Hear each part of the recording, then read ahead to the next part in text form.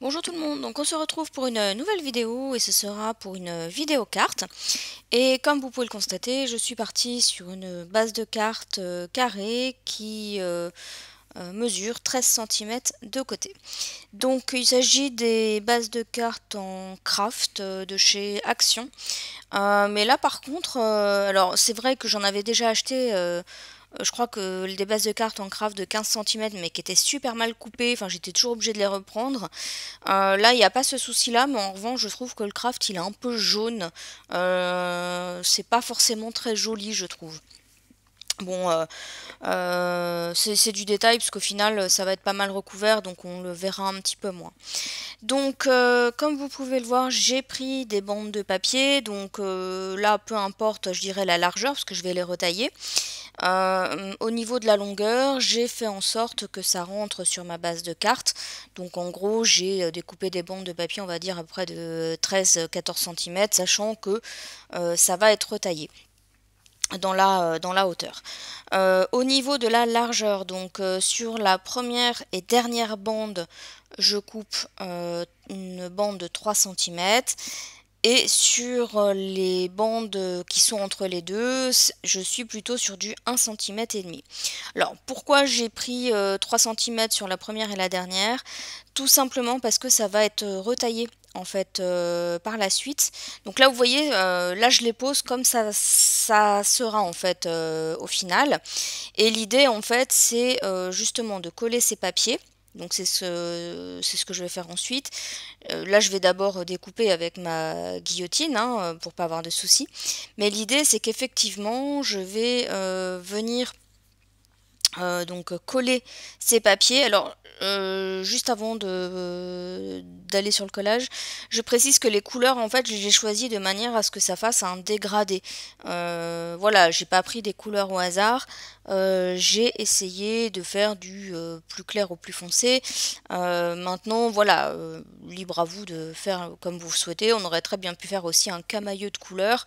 Par exemple, de prendre que des tons bleus, que des tons verts, que des tons roses, mais en allant du plus clair au plus foncé par exemple. Moi j'ai choisi un dégradé parce que c'est ce que j'avais envie de faire pour le moment. Donc comme je vous le disais, je reviens à ma partie collage, je vais coller. Donc là j'ai pris un papier blanc normal, je veux dire j'ai pas cherché, c'est comme une feuille d'imprimante hein, si vous voulez en termes d'épaisseur. L'idée c'était qu'il fallait juste coller mes différentes bandes les unes à côté des autres. Donc il faut quand même faire attention. Moi, si vous voulez, en termes de hauteur, j'ai pris relativement... Enfin, j'ai pas pris beaucoup de marge d'erreur. Donc du coup, quand j'ai collé, j'ai fait en sorte que... alors je sais plus si c'est sur le haut ou sur le bas que j'ai aligné, mais en tout cas, il y a un des deux côtés où j'ai aligné mes bandes. Je les ai pas collées comme ça n'importe comment, puisque je savais que ma marge de manœuvre était était assez faible, on va dire. Donc je colle mes petites bandes donc avec un bâton de colle, je dirais normal. Voilà, je vais pas chercher à m'embêter. Et en fait, je viens les coller sur mon papier blanc. Donc j'essaye d'être droite, mais ça n'aura pas trop d'incidence de toute façon pour la suite, puisque je vais redécouper une forme en fait dans mon collage, si vous voulez. Donc là, il suffit juste de coller. Alors, moi, j'ai fait une petite erreur entre guillemets de débutante, c'est-à-dire que vous voyez que je mets ma bande de papier sur mon plan de travail et en fait, au niveau de la première bande, il y avait de la colle qui s'est déposée sur mon plan de travail, ce qui fait que j'ai de la colle sur ma deuxième bande. Donc, j'ai eu peur en fait d'utiliser une gomme pour enlever la colle.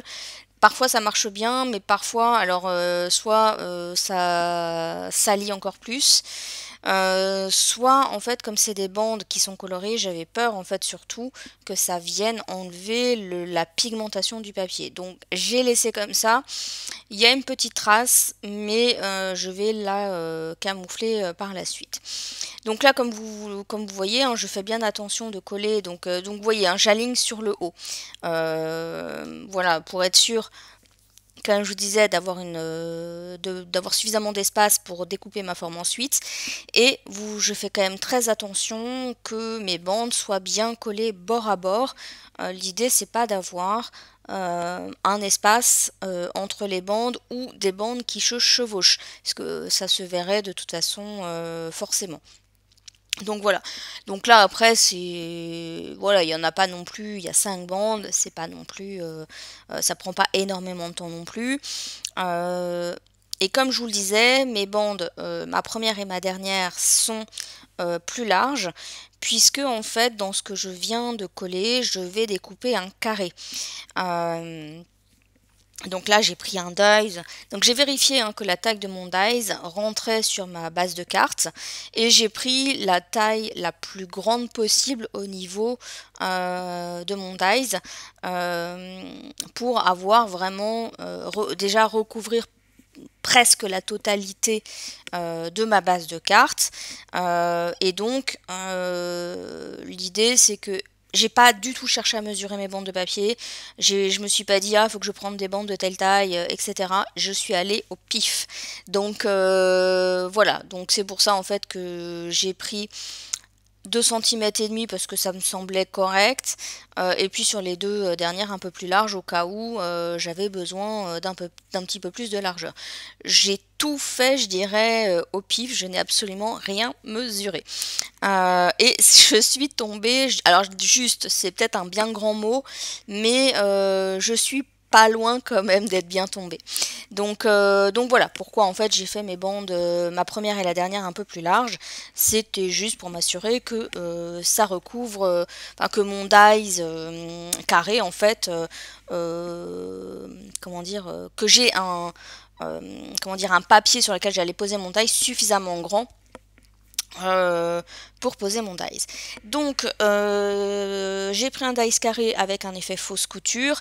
C'est aussi pour ça que j'ai collé mes papiers, enfin mes bandes de papier sur un papier on va dire type imprimante. C'est parce que je voulais l'effet fausse couture sur l'ensemble de ma forme.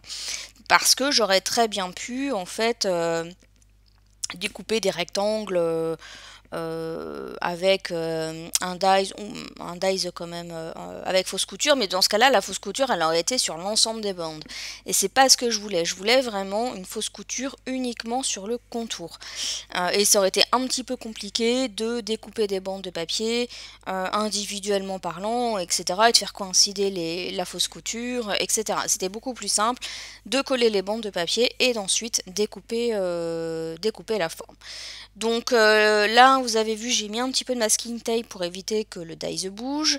Et bien évidemment, comme mon masking tape était bien encore un petit peu collant, quand j'ai enlevé mon masking tape, il y a un endroit où ça a enlevé un petit peu, ça a déchiré légèrement un peu le papier. Ce qui fait qu'en fait, j'ai une petite marque blanche. Mais encore une fois, ce n'est pas grave, je vais venir la camoufler plus tard. Je profite d'avoir sorti ma Big Shot pour découper un rectangle blanc. Donc toujours avec un effet fausse couture, et là pour moi la fausse couture est importante puisque l'idée c'est que je vais placer cette bande enfin ce rectangle sur mon carré comme ceci, comme vous le voyez à l'écran, et donc il fallait que la fausse couture de mon carré en dessous, en fait il y a une continuité entre mon carré et mon rectangle. Et donc ensuite j'ai pris un dies. Je crois que celui-là, je l'ai acheté chez Action d'ailleurs. C'était des dice bordure à un moment donné, ils en faisaient. Là, c'est un peu un effet nuage. Je sais pas s'ils font encore ce dice là. Enfin, honnêtement, ça fait déjà quelques temps. Enfin, si, j'allais dire quelques temps que je suis pas allée chez Action. Si, je suis allée il y a pas si longtemps, mais je regarde plus, je perds plus trop de temps à regarder ce qu'ils ont en dice et tout parce que c'est mal rangé, parce que voilà, enfin, c'est pas forcément pratique, donc voilà, je perds plus de temps en fait à regarder ce qu'ils ont en dice, et la plupart du temps de toute façon ce sont des formes qui m'intéressent pas forcément. Donc j'ai pris ma forme nuage, voilà, je l'ai découpée dans mon rectangle. Donc en fait si vous voulez, ma dies bordure n'était pas assez longue, donc j'ai dû finir au ciseau. Mais dans l'idée, voici ce qu'on obtient, et ensuite je viens tout simplement coller mon rectangle, on va dire, découpé, ou ma forme blanche sur mon carré. Donc là, j'essaye déjà avec cette partie-là de, on va dire, camoufler un petit peu les petites taches que je pouvais avoir. Mais ça va pas tout camoufler, hein, mais c'est pas grave. Et donc, vous voyez, une fois que c'est posé sur la base de carte, on la voit plus beaucoup. Donc j'ai oublié de préciser que le papier blanc dans lequel j'ai découpé ma forme, c'est un papier assez épais, hein, de type un peu cardstock, c'est pas un papier d'imprimante. Ensuite, je vais venir décorer. Donc c'est vrai que je ne l'ai pas précisé au début de cette vidéo, il s'agit d'une carte d'anniversaire. Donc j'ai pris en fait dans mon stock, hein, de découpe, tamponnage, etc. En fait j'avais préparé des petits paquets cadeaux. Donc en fait j'ai un tampon et un dies où je peux en faire plusieurs à la fois. Je crois que je vous l'avais déjà montré, ce dies là, dans une de mes vidéos. Et donc j'ai pris ce qui me restait. Voilà, il m'en restait quelques-uns. Donc voilà, donc je vais les disposer, vous voyez, à cheval entre ma forme blanche et mon carré. Et en dessous, je vais indiquer aussi donc le sentiment Happy Birthday. Donc c'est encore une fois une découpe que j'avais faite il y a déjà pas mal de temps dans une chute de papier. Donc c'était un papier, vous savez, qui provient des blocs qu'on pouvait coloriser un petit peu à l'aquarelle, où il y avait soit des motifs dorés ou des motifs un peu transparents. Ça c'était des blocs qui étaient vendus chez Action, des blocs d'aquarelle un peu à motifs, on va dire. Et donc moi j'en avais fait un, ça remonte à hyper longtemps, avec un effet vitrail, je crois d'ailleurs, c'est comme ça que s'appelle ma vidéo, comment créer un effet vitrail, il me semble. Et j'avais cette chute de papier justement, donc j'avais découpé le mot Happy Birthday il y a déjà pas mal de temps, encore une fois c'était dans mon stock de découpe. Et les tons allaient assez bien avec le reste de ma carte, donc j'ai choisi ce sentiment. Donc au niveau des lettres, ce que j'ai fait, c'est que j'ai pris mon memento noir et j'ai repassé le contour des lettres, juste pour bien finir entre guillemets la découpe et lui donner un aspect un petit peu plus joli. Et ensuite, je colle le sentiment avec mon stylo colle. Alors en fait, c'est vrai que mon sentiment est un peu grand. J'aurais souhaité en fait qu'il ne dépasse pas de ma forme blanche. Bon, c'est pas le cas, vous voyez que le Y dépasse un peu. Ça m'a un peu embêté, mais j'avais pas envie de changer parce que je trouvais que le sentiment allait bien, donc j'avais pas envie de changer. Mais c'est vrai que ça m'embête un peu que ça dépasse légèrement. Alors pareil pour la forme blanche, quand j'ai passé mon papier dans la Big Shot, ça l'a un peu sali. Je pense que mes plaques, en fait, j'ai beau les nettoyer avant d'utiliser. Bon, vous ne voyez pas en vidéo ce que je coupe ces passages-là, mais je sais pas, quand je passe mes plans, enfin les plaques, je trouve que ça salit toujours un peu mes papiers. Alors je sais que mes plaques, elles sont très abîmées et elles sont vieilles, donc je pense que ça vient de ça, mais ça m'embête de les changer alors qu'elles fonctionnent encore et qu'elles sont pas cassées. Donc voilà, donc ça c'est un peu embêtant. J'aurais pu mettre un papier par-dessus pour éviter que ça tâche, mais je l'ai pas fait. Donc voilà, mon papier blanc était un petit peu taché, donc j'ai essayé aussi de camoufler un peu les taches. Alors il n'y avait pas non plus des taches de ouf, hein, de partout, mais il y en avait quelques-unes, et donc du coup il a fallu aussi que je place mon sentiment de manière à camoufler un petit peu ces taches là. Donc voilà. Donc ensuite, comme vous pouvez le constater, je viens coller mes petits paquets cadeaux. Là, effectivement, j'ai choisi de les mettre en relief, puisque le reste de ma carte, en fait, était un peu plat. J'ai hésité, en fait, à mettre soit les paquets cadeaux en relief, soit la découpe blanche.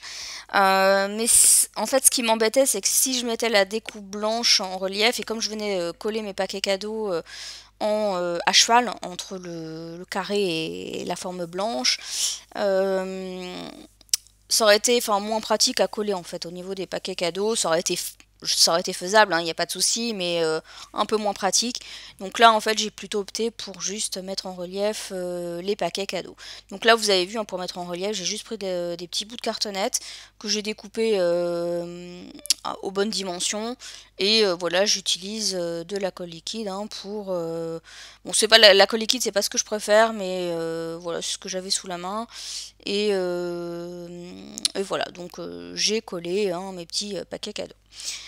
Ensuite, je vais venir coller avec du double face, donc mon fond de carte sur ma base de cartes. Donc le double face parce que c'était plus facile pour moi, parce qu'il y avait un peu d'épaisseur justement sur la carte. Donc j'avais pas envie de tout abîmer en mettant, vous savez, des bâtons de colle. Enfin, pour moi le double face c'est plus simple. Donc voilà, j'ai pas cherché. J'ai pris mon petit rouleau, j'ai appliqué. J'ai un petit peu voilà, appuyé mais légèrement et ensuite j'avais peur qu'en fait mes petits paquets cadeaux ça abîme en fait parce que comme je vous l'ai dit j'ai collé ça avec de la colle liquide et j'avais peur que ça bouge un peu parce que vous savez la colle liquide tant que c'est pas un peu pris bah, vous avez la possibilité de bouger un peu les éléments pour corriger par exemple. Moi ils étaient collés comme il fallait donc j'avais pas envie que ça bouge donc c'est aussi pour ça que j'ai pas trop appuyé etc. J'ai fait attention. Hop, je viens coller, je suis assez droite, je m'améliore de ce point de vue-là. Et ensuite, je vais passer à l'étape finale. Et vous l'avez reconnu, c'est l'étape des sequins. Donc là, par contre, j'ai un petit peu galéré pour... en fait, au départ, j'avais sorti un assortiment de sequins. Puis en fait, ça me convenait, on va dire, qu'à moitié. J'étais pas convaincue à 100%. Donc j'ai sorti des sequins, enfin un deuxième assortiment de sequins. Ça me convenait un petit peu mieux, mais pas encore à 100%. Donc là en fait je place mes sequins de manière à camoufler les petites taches. Donc alors je voulais aussi en mettre un petit peu beaucoup parce que c'était une carte d'anniversaire, donc je voulais que les sequins représentent un petit peu le côté on va dire festif de l'événement. Et voilà, enfin, je trouvais pas forcément mon bonheur dans ce que j'avais sorti au niveau des sequins, au niveau des couleurs, etc. J'arrivais pas forcément à faire les bonnes associations. Et puis du coup, comme il y en avait beaucoup, il fallait que ça soit quand même assez harmonieux. Donc j'ai commencé à en mettre. Comme je vous ai dit, j'étais pas forcément ultra convaincue hein, parce que là j'étais en train de faire, je pense que ça se voit d'ailleurs. Et ensuite, enfin vous allez voir, je vais ressortir un troisième, bah vous voyez, je vais prendre deux autres assortiments de sequins. Donc là, je vais sortir quelques sequins du troisième assortiment. Je n'utiliserai pas le quatrième, je vous rassure. Et voilà, je commence à faire des tests aussi au niveau des couleurs, etc. Et puis, en fait, dans cet assortiment, j'ai des petits sequins qui sont comme des mini-fleurs.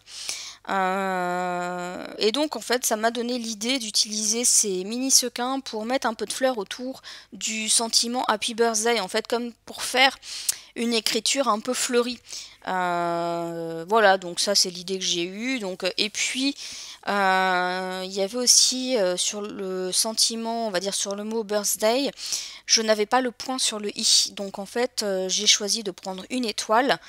Et c'est la seule étoile qu'il y a en sequin sur ma carte, justement pour me démarquer des autres sequins, pour faire le petit point sur le i. Donc voilà, donc là je commence à obtenir quelque chose qui me convient un petit peu mieux. Donc voilà, il a fallu que je sorte 3 assortiments de sequins pour y arriver. Alors c'est vrai qu'on pourrait se dire que les couleurs sont plus ou moins similaires, mais c'est pas tout à fait les mêmes couleurs. Donc, et ça a son importance.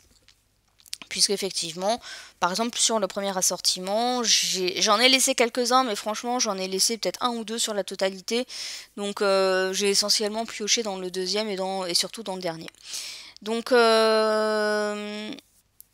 voilà, et puis une fois que j'ai trouvé la disposition qui me convenait, sans surprise, hein, j'utilise la même technique pour faire mon collage. Je mets de la colle sur mon plan de travail, donc là il y était déjà, puisque quand j'ai collé mes petites cartonnettes, en fait il y avait de la colle qui avait, je sais pas si vous l'avez vu, mais il y a de la colle qui avait coulé un peu sur mon plan de travail, donc voilà j'ai laissé cette colle là au lieu de l'essuyer et je l'ai utilisée pour coller mes sequins. Donc comme d'habitude hein, je m'aide de mon Pick Me Up pour les coller.